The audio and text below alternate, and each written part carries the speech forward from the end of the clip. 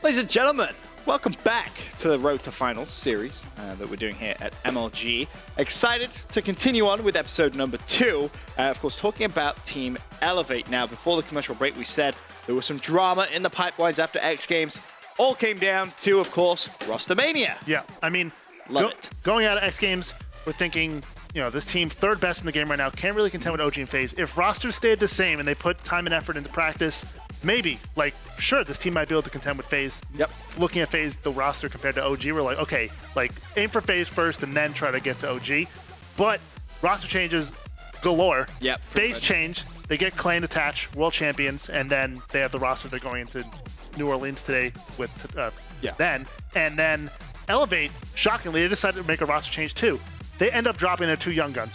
Yeah. So shocking. The players that they kind of picked up just before, obviously TJ and Temp, released, go back into the free agency market. So then you have Elevate kind of testing a couple of players. What's right? TJ, of course, he joins TK at the time, traded to Rise right before season 3 starts. The weirdest trade ever. And then Temp, he joins Denial, where he's been playing very well at the quote unquote the young gun squad.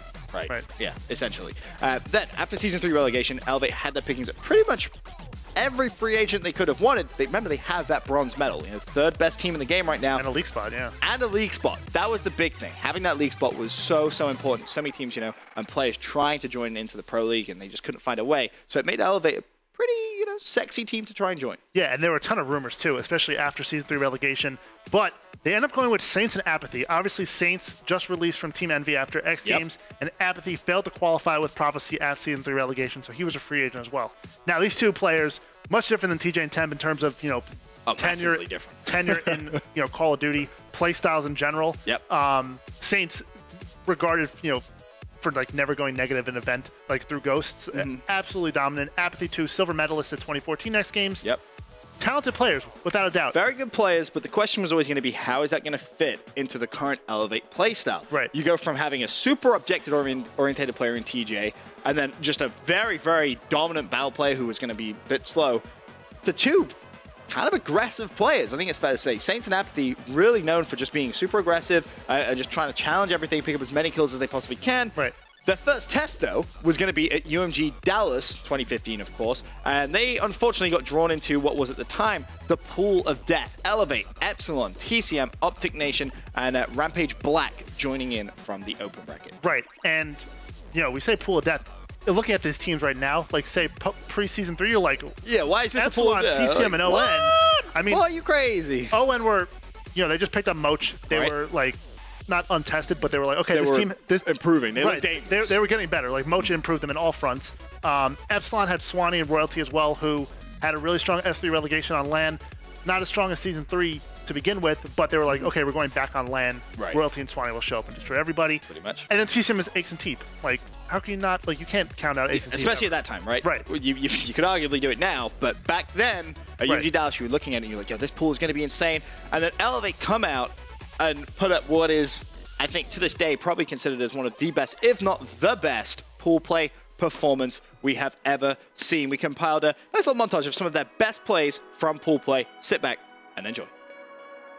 Back and forth once again in Saints now putting some more pressure on this team, on Epsilon. There's the 3-piece. The 3-piece. There we go. Can he get 4? There's another one there. This score, dude, is going to come right down to the wire. If Naga can get this kill, actually gets traded. Royalty there to help him out. Saints is in the hill for Elevate. Swanee goes down, so Elevate just pushes right into the hill. Looks like they're going to come out on top if they can hold this. Saints had that clutch 3-piece again right after his 4-piece for the squad. Just no time separating. Who's going to win it? Who's going to win it? Elevate. 171. We see Elevate come on top here against Epsilon. Just as I said, I thought it would be close. Just check everywhere. Still seeing nobody.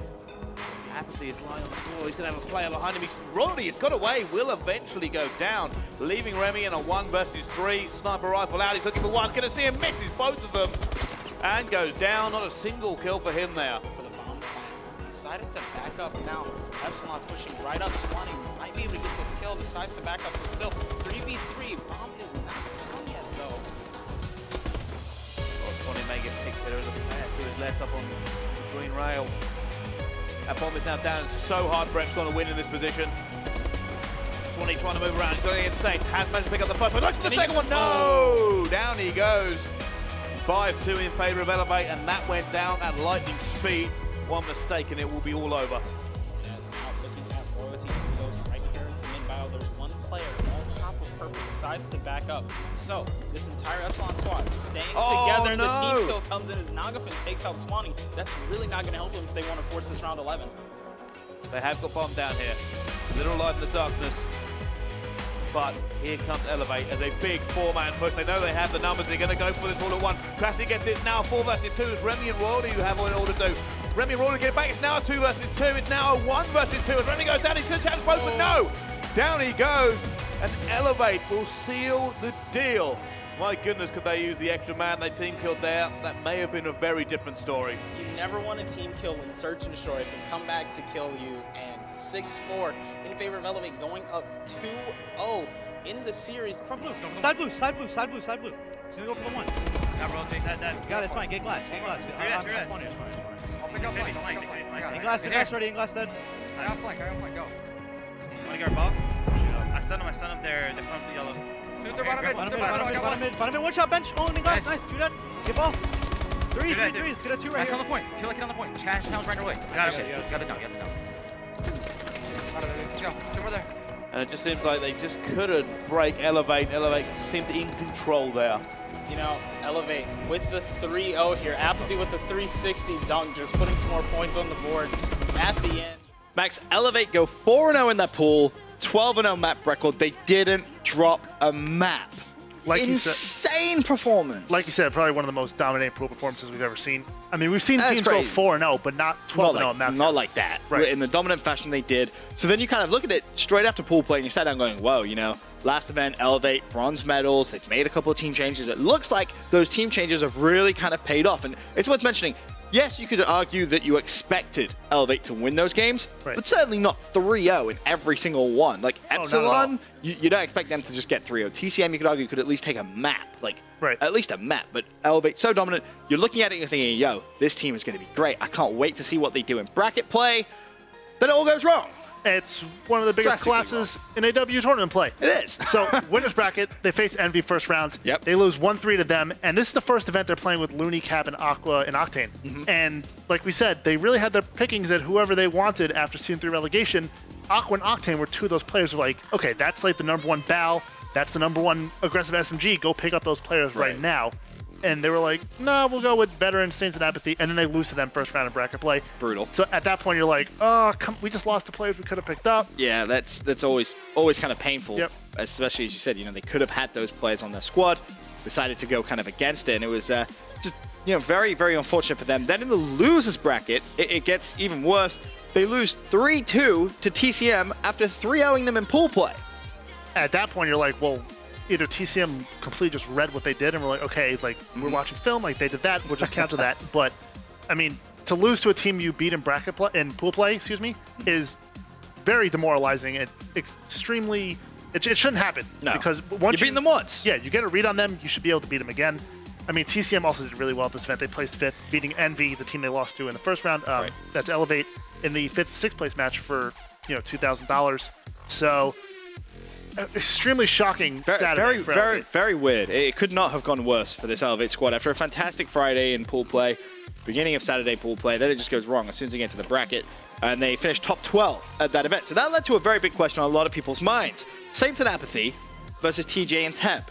Who really was the better duo? So we thought, hey, let's kind of dive in and go for some stat comparison. Of course, Saints and Apathy will be from UMG Dallas, while TJ and Temp at the X Games. Now, explain what some of these numbers mean to the people watching at home. All right, so basically we combined like the duos, call them each duo. The duo. Right. Yep. So we combined their duo stats for the entire event for UMG Dallas and for X Games. Okay. They played one extra game at UMG Dallas because of pool play. They played 4 games. Okay. They played 6 total compared to 5 from X Games. Okay. But I mean, overall, Katie, first of all, Saints and Apathy 1.15 to TJ and Temp's 1.01. Not surprising, as we kind of touched on. TJ, very objective orientated, and I think that's kind of something that maybe Elevate missed a little bit at UMG. Then you scroll down, Slayer rating, actually higher there for TJ and Temp.